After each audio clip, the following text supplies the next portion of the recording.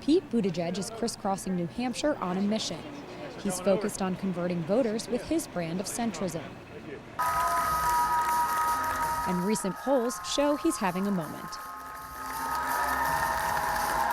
And so I am running to be the president who can stand on the rubble that day when the Trump presidency is finally behind us, pick up the pieces and guide us toward a future where we are dealing with those problems together, because the only way to get it done is together.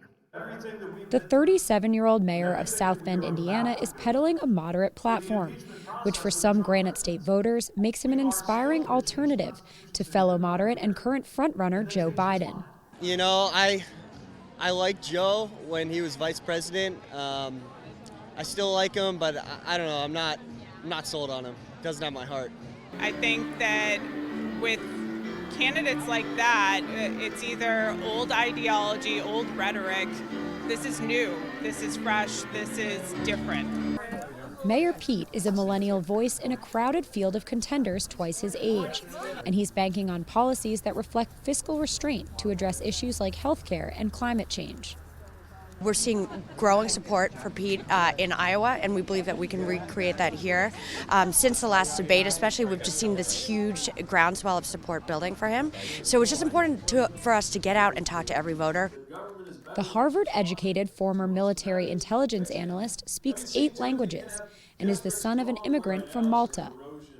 He is also the first married gay candidate for president, which could be a tough sell to voters in more conservative states.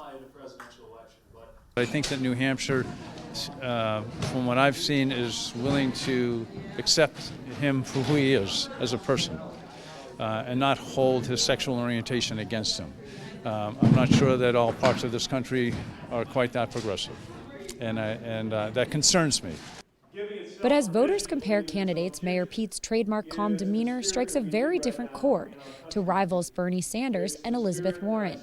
And he believes that his measured message puts him ahead of his main political rival, President Trump. There are other areas where you'd certainly say we're not extreme in the way some of my competitors are around health or other issues.